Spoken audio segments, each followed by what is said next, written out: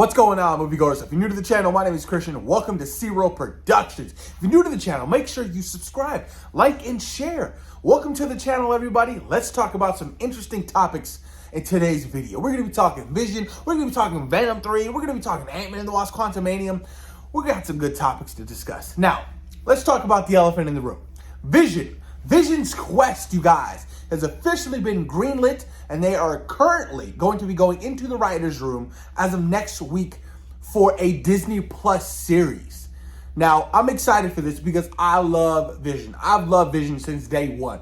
Since day one of him being Jarvis in Iron Man. And when he became Vision in Age of Ultron, boy, oh boy, I just fell in love with the character. Paul Bettany just embodies Vision so perfectly. And when we saw him in WandaVision, it was a beautiful, beautiful thing to see.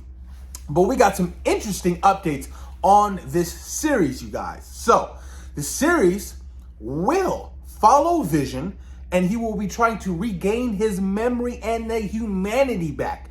Because we all remember what happened to Vision. Vision died at the end of Avengers Infinity War by Thanos. Thanos came over, just literally plucked the stone out of his head, destroying the vibranium like it was nothing. That was something I always questioned. I was like, what? Thanos is that strong? He can destroy vibranium? Because Vision is made out of vibranium because Ultron stole vibranium from Wakanda.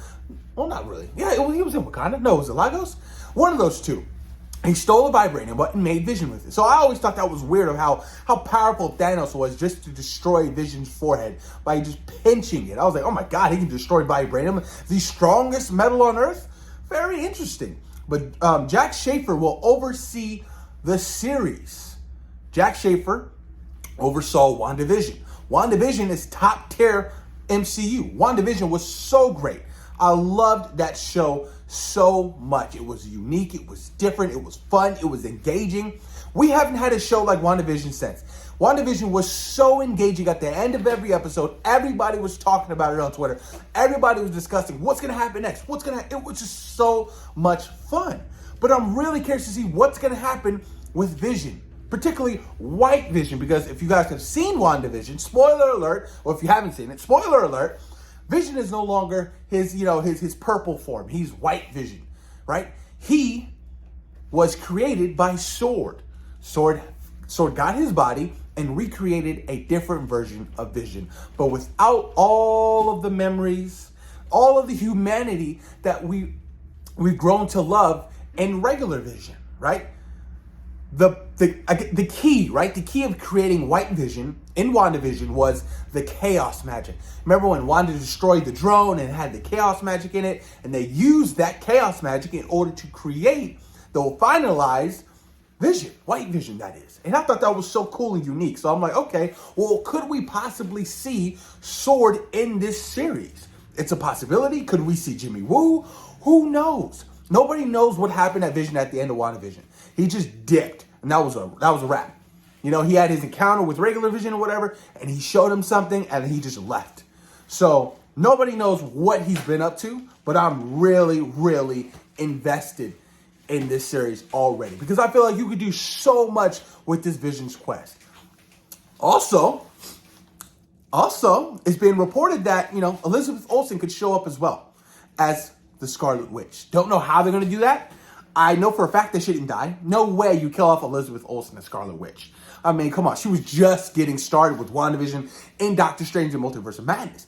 But how do you have a redemption arc for her character, knowing for all the crazy, dangerous things she did in Multiverse of Madness? That's going to be very interesting. And I really want to see how this is going to play out. Like, once Vision really starts to regain his memory, what is he going to think about Tony Stark dying? What is he going to think about, Wanda dying? All of that stuff is going to play very interesting into this series. That's why I'm really, really stoked about it. I mean, I think it do so much with this Vision series. And he's so powerful. He's so overly powerful. They had to dumb down his powers throughout the Marvel Cinematic Universe. And that's really unfortunate because we never really got to see Vision go full Vision. And I'm hoping we get to see that moving down the line eventually in like phase 5, phase 6, or whenever he shows up after Vision's quest. But I'm excited, you guys. It's going to be the Disney Plus series. It's going to be a banger. I cannot wait. It's now being reported that Doctor Doom won't be the villain in the Fantastic Four movie. Okay, I get it. I don't need it. I don't need Doctor Doom to be the villain in the Fantastic Four movie.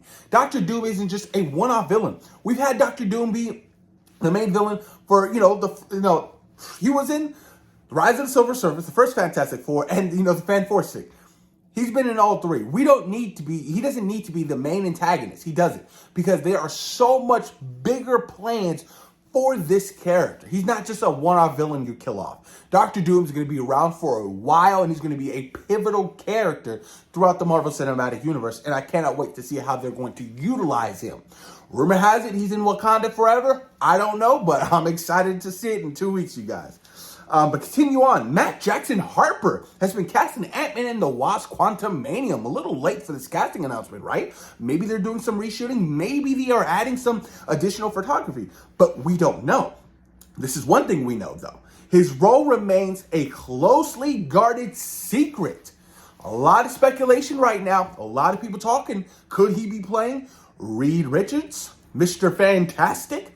It's a possibility. Look, Marvel Studios and Disney, they're all about inclusion. They're all about diversity right now. So it could be a possibility we could have a black Mr. Fantastic in the Marvel Cinematic Universe. I mean, Kang the Conqueror is a descendant of Reed Richards. Kang the Conqueror is Jonathan Majors. He's black. It could be a possibility. But if you ask me, I want to see my boy Jonathan Krasinski back. I loved him Multiverse of Madness. I want more of his character. But that's just the talk of the town that's going out. Now we're going to talk about this last topic that it's just so juicy to talk about. You guys ready for it? Venom 3. We all know that Venom 3 is going to happen, right? Venom 3 is coming, and Kelly Marcel, the writer and producer of the first two Venom movies, Venom and Venom Let There Be Carnage, is now set to direct Venom 3. Let's not all cheer at once, shall we? Why? Look, Venom 1 and Venom Let There Be Carnage are widely mediocre films. They're not well written. What do you think that Kelly Marcel can bring to the table as a director when her scripts were subpar? I don't get it. I don't. Why not go in a different direction? Why not get another writer? Why not get another director? Andy Serkis directed the second film. Didn't go so well. I just felt like ultimately it wasn't Andy Serkis' fault. It was the script. And Kelly Marcel wrote the script with Tom Hardy. They're both writing the script for Venom 3. So I'm just like, what are we doing here? Where can we expand and be better? Venom Let There Be Carnage was a huge downgrade from the first one. It just wasn't good. It wasn't. So my expectations for Venom 3 being any kind of good is very low. Like really, really low. Sony's Spider-Man-less universe just isn't cutting it. I liked Morbius when I first saw it. Then I gave it a couple of rewatches, and it was absolutely terrible. The first Venom was enjoyable. I had a good time with it. I still think it's fun. But the second Venom just doesn't live up to the expectations of what Carnage could have brought into the table. Like, you have Carnage, and it just ultimately fell flat. What a waste. And you killed off Carnage? Now, granted, I don't know if he's going to come back. I just don't want to see another symbiote fight another symbiote in these Venom movies. It's the same plot, just recycled and recycled and recycled. I don't want to see that again. Do you? I don't. It gets boring. Let's do something different. Venom was in Spider-Man No Way Home, right? The drippy goo of the symbiote is now in the Marvel Cinematic Universe. I don't know what's going to happen with that, but I'm excited for that particular part in the MCU. Now, granted, they're not in the same universe anymore because Venom went back to his universe. So what do they do from there? What's going to happen?